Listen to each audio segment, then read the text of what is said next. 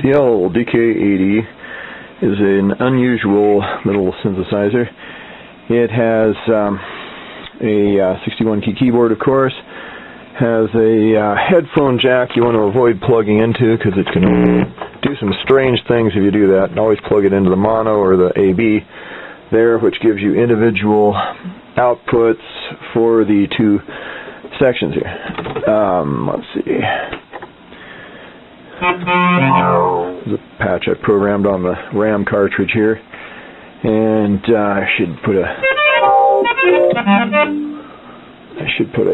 tripod on this, huh? I had it right here. What did I do with it? Let's see. There's a power supply I built for it. Crazy old speaker box. It's kind of heavy, but it sits on the floor down there and does a fine job. I just didn't have another transformer that was the right size handy. And you can kind of hear the digital overtones there. The sounds are generated. Well, let's go ahead and look inside this thing.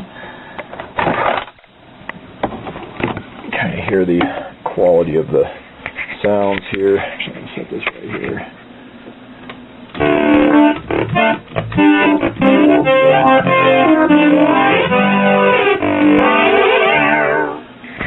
And yeah, it's got two of these sound generation chips, which include 6 VCAs in there, and so each of these are, actually I guess they're 8, but they're only using 6 channels on these particular chips each, and they have a divide down synthesizer network in each one, a top octave synth, and it is fed by these high frequency oscillators, SSM 203-1s, which can be tuned here. And obviously when you move that bender wheel and it changes the control voltage there, there is no way to portamento between the notes because they're all tied together, and you also can't MIDI in anything because they didn't put a facility to modulate the pitch wheel voltage from MIDI. So that is that's how that works. It can't be done digitally. It has to be changed from a digital to analog voltage, and they didn't bother doing that there with the MIDI. So these have that limitation. They can only be played with the pitch wheel live, and kind of is a bummer. But the types of sound they make, I don't know. They're maybe not that pitch wheel oriented. Here you see the SSM 2045, which is a combo filter final VCA chip there, and then TDA 1022 dual bucket brigade device delay thing there, and you can individually turn on and off the A and B part to the digital delay. It just mixes those in through this 4016 here, and so that's kind of the layout. That's the final amp for driving the outputs, and it's got some driver transistors also there for the headphone. And underneath here is the DAC, and I won't bother pulling it up, I guess. Or no, I'm sorry, underneath the edge almost, yeah. And so your DAC adjustment there, and then yeah, that's on the DK70. It's further over. CPU, memory, EEPROM, UART, and underneath are a few other chips that have power-up functions and so on. This one had a spill and had to clean up some bad solder and stuff, and these through holes, of course, are notorious for having glitchy problems, so you have to resolder those sometimes and scrape them down. It's wire through holes. And that's kind of the inside of a DK80. I've seen power supply problems mostly with them, and I've got one that I retroed over here, and I'm going to price sell one of these. I got 2 of them. This one is one that was found in a thrift store for 20 bucks. This one is my friend Alex came up with and just gave it to me. I put different knobs on it. It's missing those. But it had a little scraper there and something there. I guess that rubs off. Okay. Somebody got fingers on it, I guess, there. Probably cake or something. Anyway, you got bashed right there. But, yeah, this one, and it has some yellowed keys. But this one has a great advantage. I put a transformer inside of it, and it has an IEC input. So that one's a little better for gigging. And both of these, I had some peculiar problem when I put them in my MIDI setup. And it warms up, and eventually something latches up, and it just starts hanging notes, and this one won't play. And I think it's actually something glitching in the MIDI. The way it is receiving MIDI data in the network there, so I don't know. It's kind of strange. Bill Rhodes' K2500 there.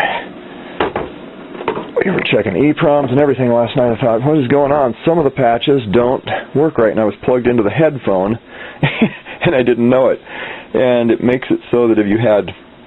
This makes no sense to me, but if you had one chorus or the other or both off, you just get this pathetic weak sound out on some of the patches. Some of them, they work with either chorus turned on or off or any combination. But on this particular one, there is something where patch 1, for instance, would just be pink, pink, and then I could demonstrate it for you. It's so strange. It still does it. But I don't know that when I'm warming these up, I didn't mean to have that in there. And I don't want to damage the outputs. But, yeah, the thing, if you turn both of them on, all of a sudden the signal would get really strong and loud, like it's supposed to be. So, quite bizarre. Yeah, but that is the inside of Siel's later incarnation of the general idea they started with the DK80 over here, which we have covered in another video, and I'm going to merge these, I guess, as a series. So they kind of just trimmed it down. They put in one VCF chip for each half and made two independent chips rather than having a 6-voice assignable like on the DK600.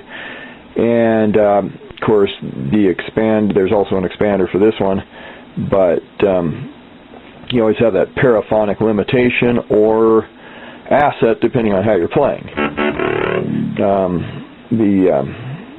Some of the sounds can sound quite nice on this. It's really not a bad synth in some ways.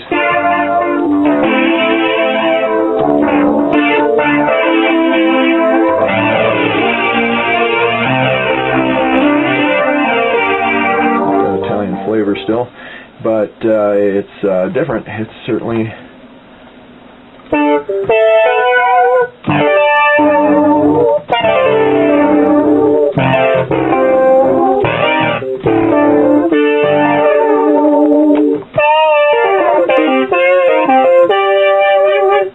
depth, and you get the instant vibrato, or tremolo in this case. And the velocity is typical Siel, low resolution. Just jumps right up there. Get on it, but a couple of the stock sounds. 01 is one of the ones that was really doing that when I was in the headphone jack.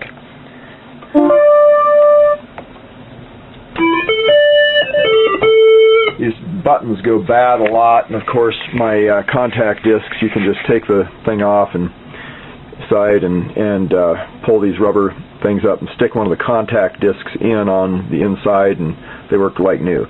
I guess I didn't do it to the inner one on this one. It's kind of sticky still.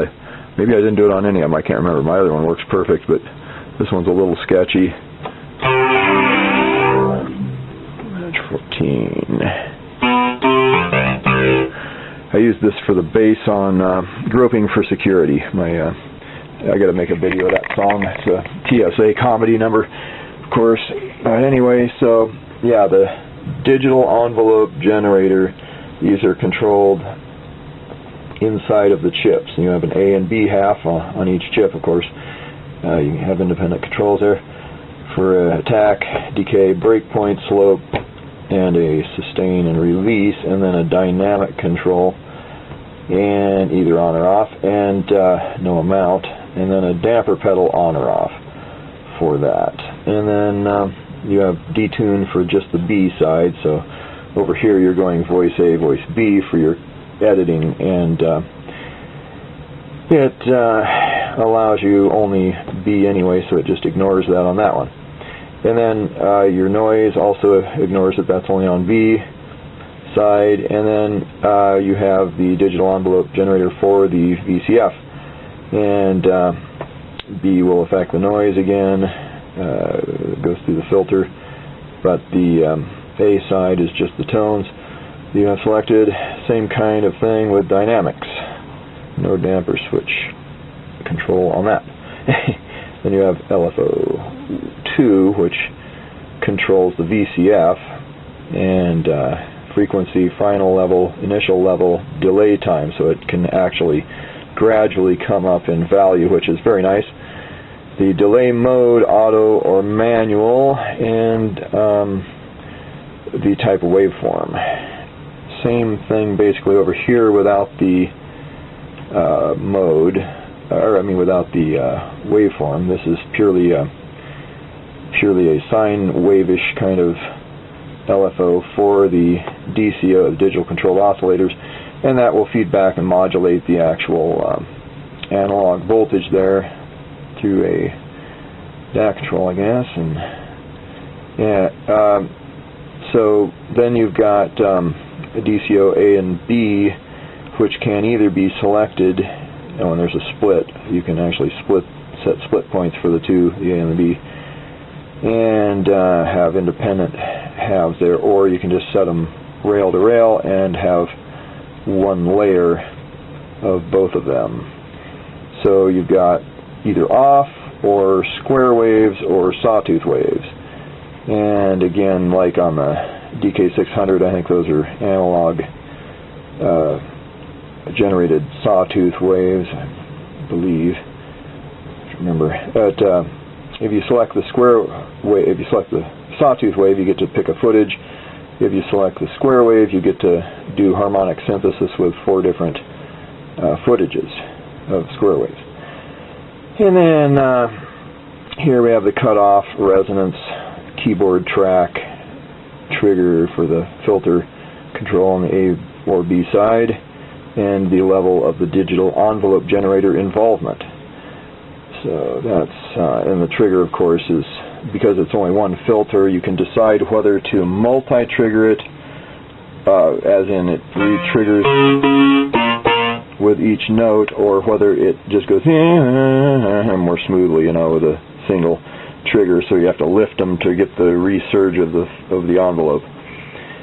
And here is the chorus control, and on-off for either side, and then a master volume for that final VCA for the patch, which is that VCA is in the SSM 2045 there, and that is kind of how it's laid out. You have to enable it with write, and there's a sequencer clock option, internal, external, or MIDI, a receive channel MIDI, and pedal destination to either the sequencer, program up, or damper, I'm sure. What does KDM stand for? I can't remember.